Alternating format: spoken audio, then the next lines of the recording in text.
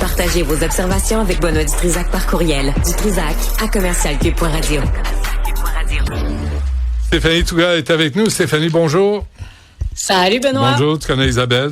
Stéphanie. Ben, ma meilleure. Bonjour Isabelle, comment ça va? Il fait beau aujourd'hui. Hein? À vous, la plus chaude de la semaine. Ben, on l'apprend. On dirait une discussion de centre d'achat. Ouais. Elle s'en va voir Bruno Mars à Toronto, notre amie Isabelle. Ouais. Oui, madame. 3 jours à disparaître. C'est donc une bonne idée. Parce que Bruno Mars vient pas à Montréal.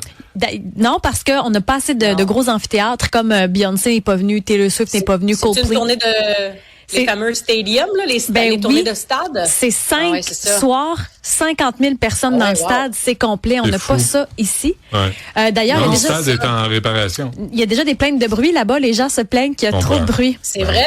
Oui. On se croira à Saint-Lambert. Exactement. D'après moi, il y en a une couple là-bas.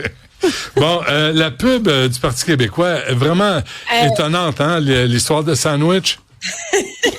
Ben écoute, Benoît, avant qu'on en parle, là, je pense qu'on peut se permettre un petit extrait. Le sonore, on n'a même pas besoin de visuel. Le sonore est assez explicitement. Merci là. Excusez-moi, mon sandwich a vraiment l'air mauvais. Pouvez-vous le changer? Pas de problème.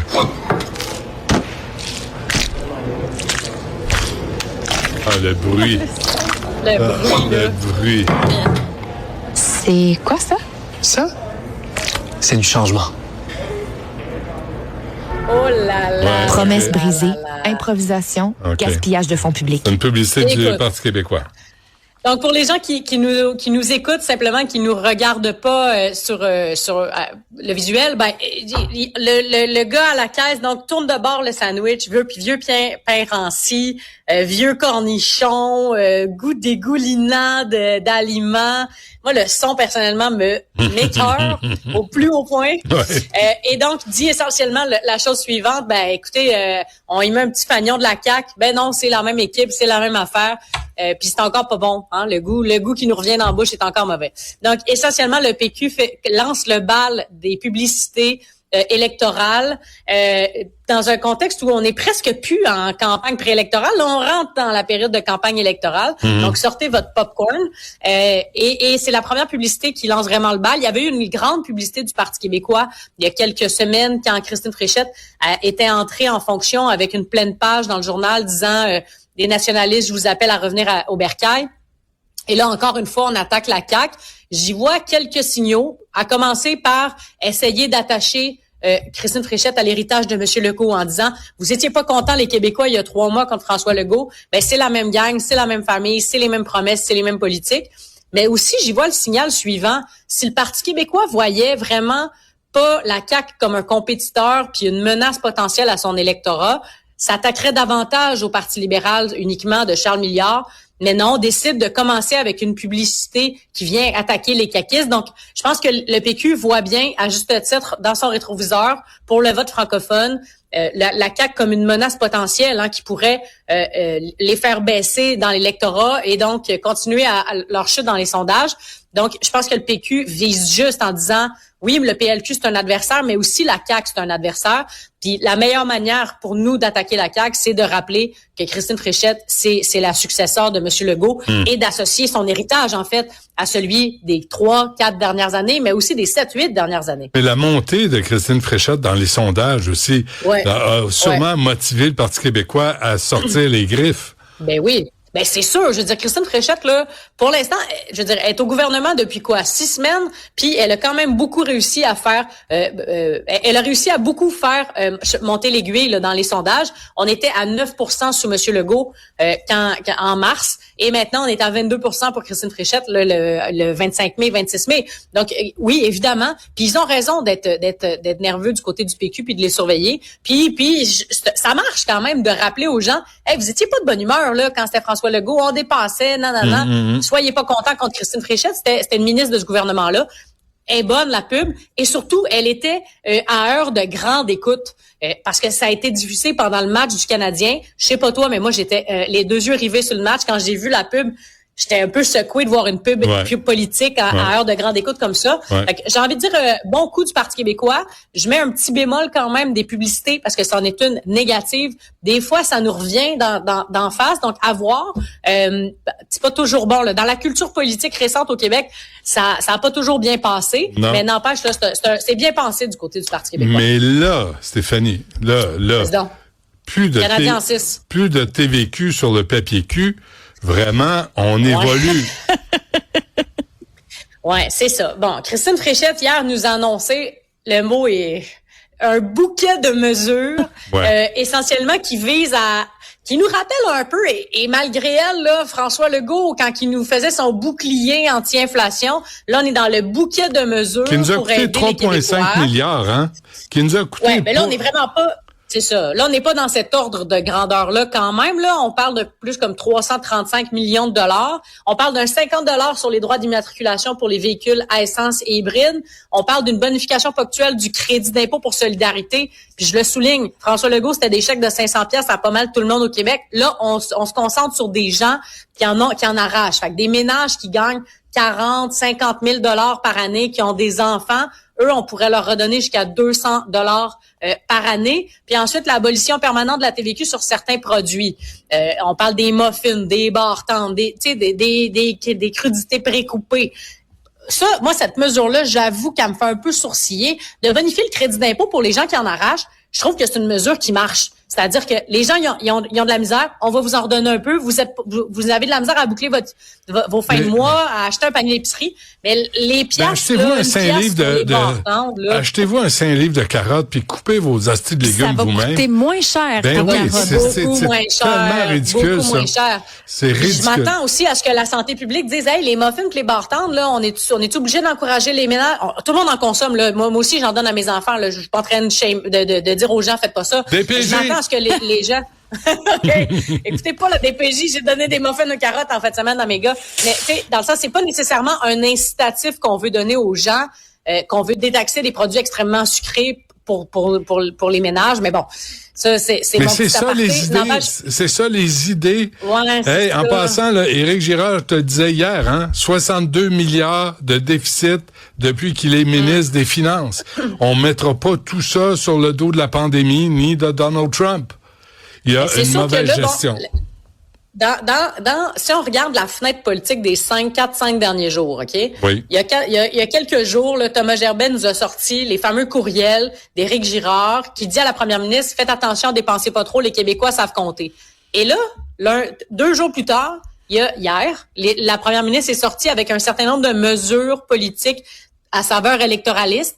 Fait que c'est sûr que coup sur coup, ça lui redonne l'étiquette de t'es une dépensière. Puis ça, je pense que c'est une étiquette qu'il faut faire attention parce que les Québécois, en ce moment, c'est vrai qu'ils savent compter. Éric Girard, il a raison quand il dit les Québécois, ils savent compter. Pas vrai. Puis ils sont probablement c'est pas vrai. Moi, je pense que c'est vrai. Stéphanie, moi, je pense que c'est vrai. Éric Girard a accepté de mettre 3,5 milliards en 2022 avec des chèques de 500 piastres qui ont rien changé à la vie des gens.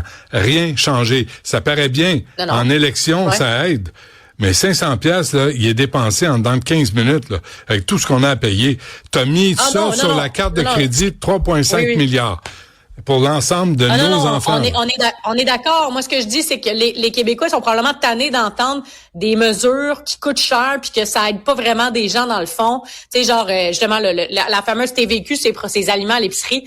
Je ne sais pas à quel point les gens aujourd'hui ils se disent hey, bonne affaire, Fréchette, à l'enlever taxe et muffins, tu sais. Non, je pense pas là, tu sais. Je pense pas non plus. C'est pour ça que je dis les Québécois ils savent compter dans le sens ça nous coûte combien? Des millions de dollars, des centaines de millions de dollars qu'on n'a pas déjà, puis tu nous détaxes des barres tendres, tu sais, je pense que c'est ce que je veux dire quand je dis les Québécois ils savent compter. Ouais. D'après moi, ils sont pas contents de cette mesure-là ce matin. Mais Éric Girard devrait le savoir aussi que les Québécois savent compter parce que moi hier, quand j'ai fait le calcul, je l'ai fait hier là.